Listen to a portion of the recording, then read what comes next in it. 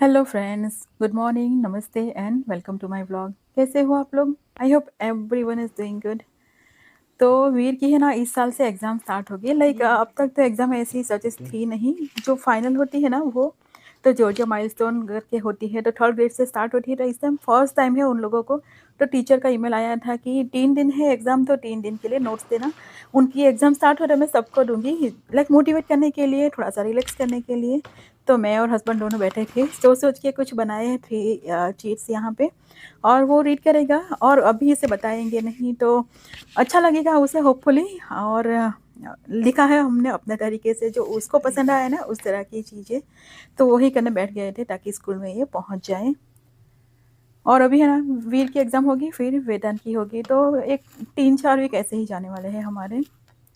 और मैंने सोचा कुछ हेल्दी सा स्नैक्स बना ले, कभी कुछ हल्का-फुल्का सा खाने का मन कर जाए ना, तो ये अच्छा रहता है। तो सब मसाले जो फ्लेवर देना है ना वो मैंने यहाँ पे निकाल लिया है। सबको ग्राइंड करके एक पाउडर जैसा बना लेंगे। अगर कम ऑयल में कुछ चीज़ें बनाते हैं ना तो एकदम पाउडर फॉर्म में हो ना तो स्टिक करना ईज़ी हो जाता है। वैसे मुरमुरा मेरे पास रोस्टेड था ही, तो थोड़ी-सी टर्मरिक और हल्का-सा ऑयल डाल के ही इसे रोस्ट किया था। और ये ड्राई रोस्टेड पीनट्स है। इसमें वो भी मेरे पास होती है क्योंकि फास्टिंग के लिए और उन दिनों के लिए कुछ ना कुछ चाहिए होती है। और मैं इसमें डालूँगी ज्वार का ममरा। जो चीज़ बॉल्स आते हैं ना बच्चे लोग खाते हैं, कुरकुरे और ऐसी चीज़ें, उस टाइप का फ्लेवर का होता है पर अच्छा होता है।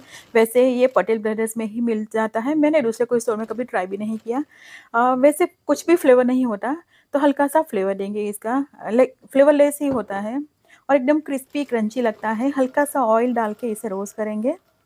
जिस तरह से हम मखाना रोस्ट करते हैं ना बिल्कुल उसी तरह से करना है। और इसमें फ्लेवर के लिए कुछ आपकी पसंद के हिसाब से कुछ भी डाल सकते हो। और अगर ज़्यादा ऑयल में पसंद हो तो उस तरह से भी रोस्ट कर सकते हैं, तो मसाला अच्छे से स्टिक हो जाएगा। यहाँ पे ना हल्का सा मैंने टर्मरिक पाउडर डाला ताकि थोड़ा सा कलर आ जाए, कोटिंग हो जाएगा लाइटली।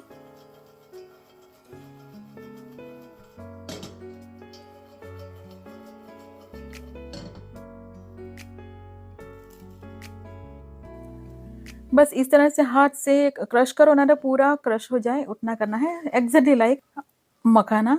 तो ये रोस्ट हो गया, बहुत ही क्विकली हो जाता है। और गर्मा-गर्म हो ना उसी के ऊपर मैं पाउडर जो बनाया है ना वो डाल दूँगी ताकि थोड़ा-सा स्टिक हो जाए।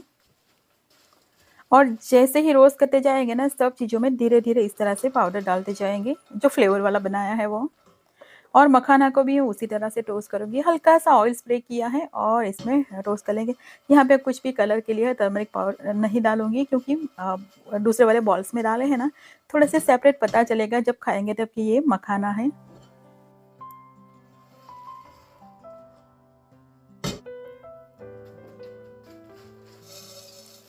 और ये रोस्टेड ग्राम वैसे तो रोस्टेड ड्राई ही होते पर हल्का-हल्का सा टोस्ट कर लेंगे। बहुत ज़्यादा नहीं, थोड़ा-सा भी मॉइस्चर होगा ना तो वो निकल जाएगा। मैंने ऑयल है ना लाइटली स्प्रे ही किया है स्प्रेयर से। और यहाँ पे कॉर्नफ्लेक्स डालूँगी, जो प्लेन वाले होते हैं ना वो अराउंड 2-3 कप्स इतने, अपने पसंद के हिसाब से डाल सकते हो। ये क्रंची अच्छे लगते हैं और इसमें भी कोई सॉल्ट या कोई भी फ्लेवर नहीं होता, बेसिक सा ही होता है। और स्टव को एकदम लो फ्लेम पे अभी रखा है और यहाँ पे साथ में मैं थोड़ा-सा फ्लेवरिंग पाउडर भी डाल के हल्का-सा ऑयल स्प्रे कर दूँ ताकि थोड़ा-सा स्टिक हो जाए।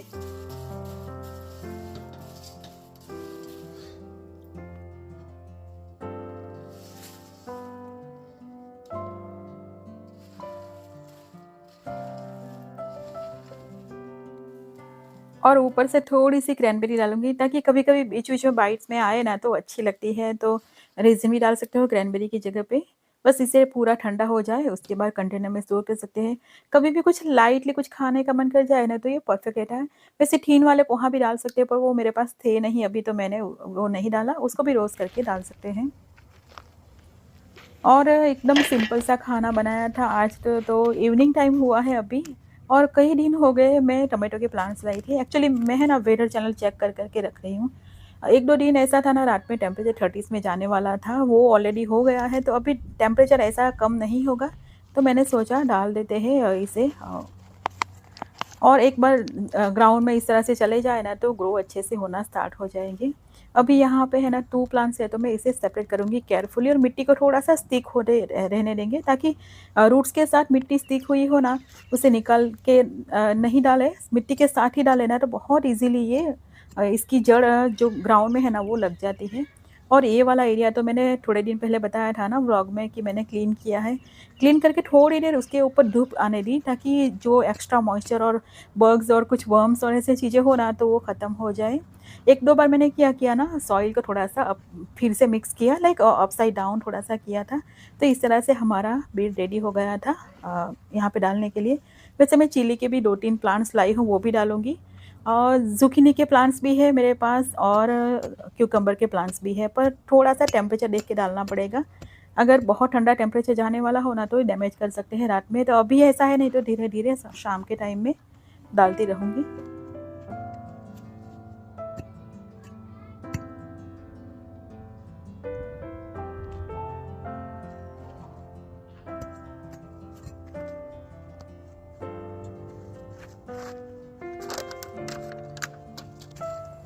और ये इवनिंग का टाइम होता है ना वो बहुत ही एकदम प्रोडक्टिव टाइम होता है। डिनर हमारा हो गया होता है, मैंने डिश वॉशर भी लोड कर लिया था। सब किचन और क्लीन करके मैं आई थी, अराउंड 6:37 पीएम का टाइम हुआ है। और उसके बाद घर में कोई काम नहीं होता, बाकी ये सब गार्डनिंग करके जाओ और फिर घर में भी काम करना हो ना, तो बहुत डिफ़िकल्ट हो जाता है। वैसे बच्चे लोग कुछ ना कुछ खाएँगे, पर मेरा तो एक बार 5:30 के अराउंड डिनर हो गया, फिर मैं और मेरे हस्बैंड दोनों ट्राई करते हैं कुछ भी ना खाएँ। और यहाँ पे मैंने ग्रीन बीन्स होती है ना, फणसी बोलते हैं हमारे यहाँ पे, उसके सीड्स डाले हैं। इतने सारे इसलिए डाले हैं क्योंकि सभी ही जर्मिनेट हो ऐसा होता नहीं है। अगर सभी हो गए तो थोड़े से मैं निकाल लूँगी प्लांट्स को, बाकी अभी मैंने दबा दिए हैं। और इस साल मैंने सोचा है मैं पॉट में ही डालूँगी। ये बहुत वाइड वाला पॉट है और डीप भी है, अच्छी खासी सॉइल रहती है इसमें।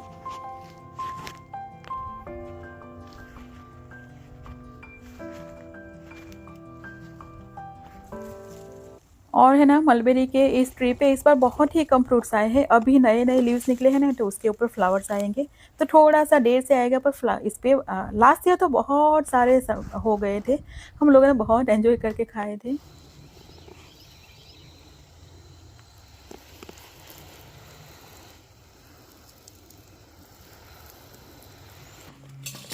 और ये नेक्स्ट डे है मॉर्निंग का टाइम और ये किनुआ है ना बहुत टाइम से लाई थी। 2-3 बार इसका कुछ ना कुछ बनाया, पर इतना खिचड़ी बनाओ ना तो इतना ज़्यादा पसंद नहीं आता, पुलाव भी नहीं आता पसंद, तो मैंने सोचा कुछ और तरीका करते हैं।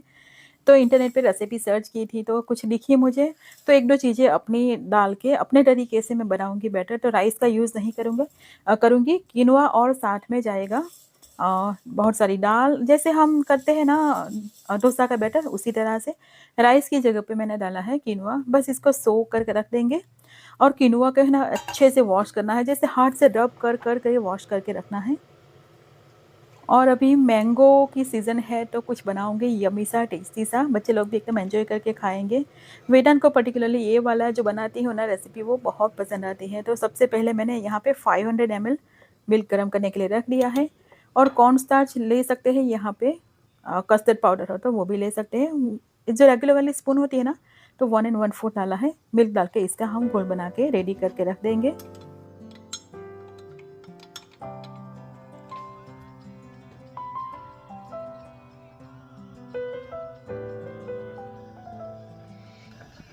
इतनी अच्छी खुशबू आ रही है ना, एकदम प्योर जो इंडिया में आती है ना, बाहर से ही इतनी अच्छी आ रही है ना।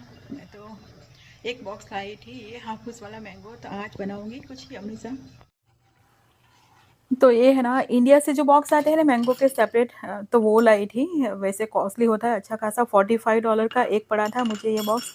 तो सीज़न में 1 या मैक्सिमम 2 बार ही लाती हूँ, बहुत ज़्यादा नहीं। अदरवाइज़ मैक्सिकन जो आती है ना लैटिन अमेरिका से, वही मैंगो हम खाते हैं। यूज़्ड टू हो गए हैं इतने सालों से, पर समटाइम्स लाके एन्जॉय करके खा लेते हैं। तो मिल्क अच्छे से बॉयल हो जाना देना है। उसके बाद यहाँ पे मैंने कार्डेमम पाउडर थोड़ा-सा डाला है, वैसे नहीं डाले तब भी चलेगा। पर मिल्क की कोई भी चीज़ बनाओ ना तो कार्डेमम पाउडर बाय डिफ़ॉल्ट मेरे घर में चला ही जाता है।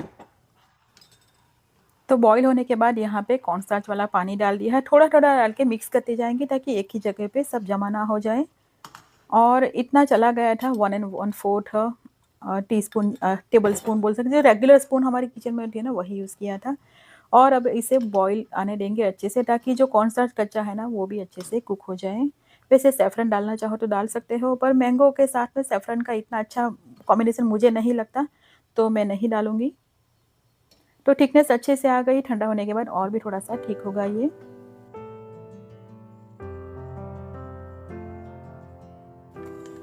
और है ना, घर की याद आ गई मेरे। हम जब छोटे थे ना तो इस तरह से कितनी सारी मैंगो खा लेते थे। पर्टिकुलरली अल्फेंसो है ना, वो मेरे मासी के घर में बहुत होते हैं, बहुत बड़े-बड़े ट्रीज़ हैं, तो वहाँ से बहुत आती थी। तो उस टाइम पे है ना इतनी ज़्यादा पसंद नहीं आती थी। उसका फ्लेवर थोड़ा-सा इसका डिफरेंट आता है ना। केसर मोस्टली हमें बहुत पसंद आती है, केसर जो मैंगो होती है ना वो हमारे यहाँ पे बहुत ग्रो होती है। ये पसंद नहीं आती है, पर यहाँ पे आने के बाद जब अब अवेलेबल नहीं है ना, तब बहुत खाने का मन करता है। और जब कट कर रही थी ना, इतनी अच्छी खुशबू आ रही थी ना, ऐसे फ़ील हो रहा था जैसे इंडिया में ही है। और फ्लेवर भी बहुत सही था, पर इतना है कि $45 में कितनी 12 या 14 आई थी, बहुत कम आई थी।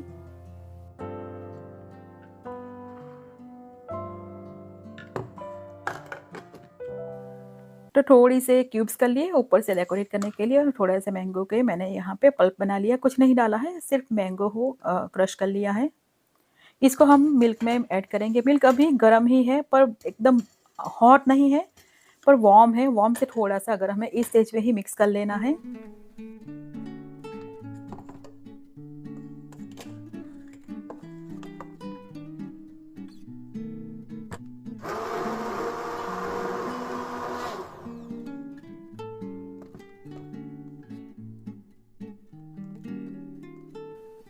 तो बस ये ग्लास का एक जार ले लिया है, बाउल जैसा ले लीजिए, जिसे हम एयर टाइट बंद कर सकें। टोस्ट को यहाँ पे डालूँगी मैं, जो रस्क आती है ना वही रेगुलर वाली, और बस उसके ऊपर एक लेयर बना देंगे, और उसके ऊपर जाएगा थोड़ी-सी स्वीट वाली कोई भी बिस्किट हो ना, उसको रख देना है, ताकि थोड़ा-सा केकी जैसा फ्लेवर आए, केक जैसी हो ना बिल्कुल वैसा लगे।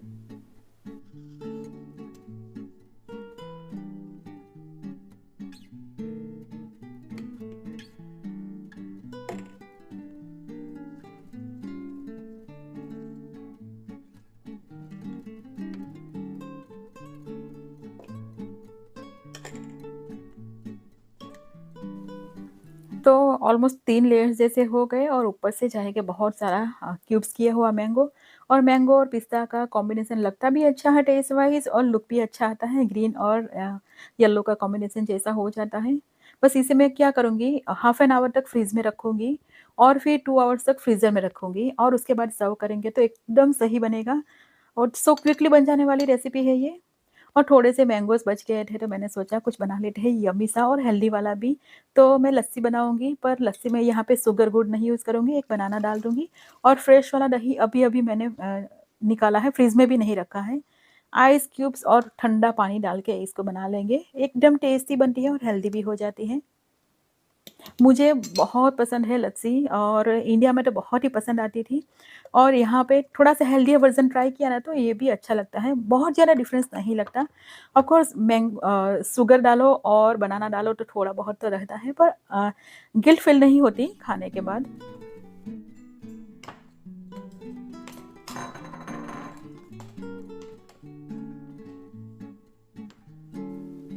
तो हाफ़ एन आवर तक मैंने पहले फ्रीज़ में रखा था, 2 आवर्स मैंने रखा इसे फ्रीज़र में, और फिर उसके बाद हाफ़ एन आवर फिर से मैंने फ्रीज़ में रख दिया था, और अभी बाहर निकाल के सर्व करेंगे।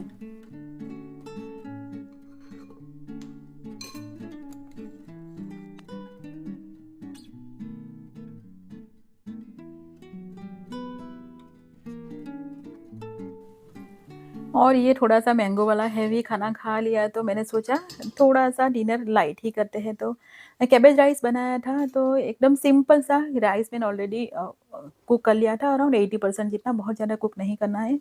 जीरा और थोड़ी-सी अजवाइन डाल के, साथ में जाएगा गार्लिक, गार्लिक चॉप करके थोड़ा-सा ज़्यादा डालो ना तो फ्लेवर अच्छा आएगा। और यहाँ पे कैबेज को छोटा-छोटा पीसेस कर लिया है, बहुत बारीक भी नहीं, पर छोटा-छोटा पीसेस कर लेना है, और हाई फ्लेम पे इसे पकाएँगे। जैसे कैबेज का सांभर कभी बनाया हो ना, उसी तरह से, पर एक ही चीज़ नहीं की कि वहाँ पे बहुत सारा सॉल्ट डाल के इसका पानी निकाल देते हैं पहले, फिर इसको तड़का देते हैं। यहाँ पे ऐसा कुछ नहीं किया।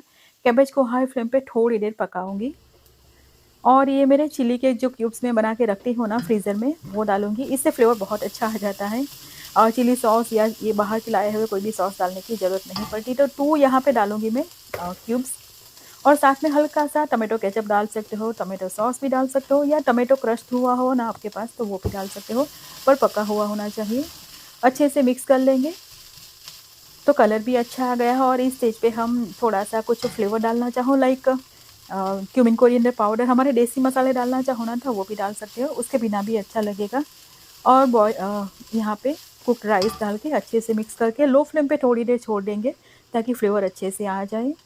और ऊपर से ढेर सारा धनिया, और इसे गर्मा गर्म सर्व करेंगे ना तो साथ में कुछ भी नहीं, मतलब कुछ भी नहीं चाहिए। चाहो तो इसके साथ में थोड़ा सा योगर्ट ले सकते हो, योगर्ट के साथ अच्छा लगेगा।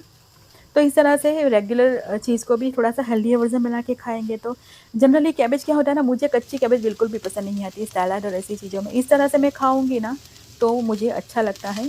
तो ये सिंपल सा हमारा डिनर हो गया। और है ना, मैंने सोचा था मैं कोई भी राइस नहीं डालूंगी, जो बैटर बनाऊंगी ना क्विनोआ का, फिर मैंने सोचा अराउंड 1 to 1.5 टेबल स्पून जितना पोहा को मैंने सोक करके डाल लिया। पोहा डालने से क्या होता है ना, डोसा बनाओ ना तो कलर अच्छा आता है उसका। तो बस 1 से 2 स्पून जितना डालेंगे ना तो इनफ हो जाएगा। बाकी आज मैं मेरा वेट ग्राइंडर भी यूज़ नहीं करूँगी, सिंपल वाला जो मिक्सी है ना उसी में डाल के एकदम बारीक सा पेस्ट बना लेंगे। और अगर इसे ग्राइंड करते टाइम ऐसा लगे ना कि बैटर बहुत ही गर्म हो रहा है तो थोड़ा सा क्रस्ट आइस भी डाल दीजिए पानी की जगह पे, तो बहुत गर्म भी नहीं होगा, तो फर्मेंटेशन अच्छे से होगा। मैंने यहाँ पे है ना जिंजर का एक पीस भी डाल दिया, साथ में एक चिली भी, जिस तरह से ढोकला का बैटर को फर्मेंटेशन के लिए रखते हैं ना, बिल्कुल उसी तरह से। अब इसे ओवरनाइट फर्मेंटेशन के लिए रख देंगे। और व्लॉग को भी इसी के साथ यहीं पे एंड करते हैं। व्लॉग पसंद आए तो इसे लाइक और चैनल को सब्सक्राइब कीजिएगा। मिलते हैं अगले व्लॉग में, तब तक के लिए बाय एंड टेक केयर।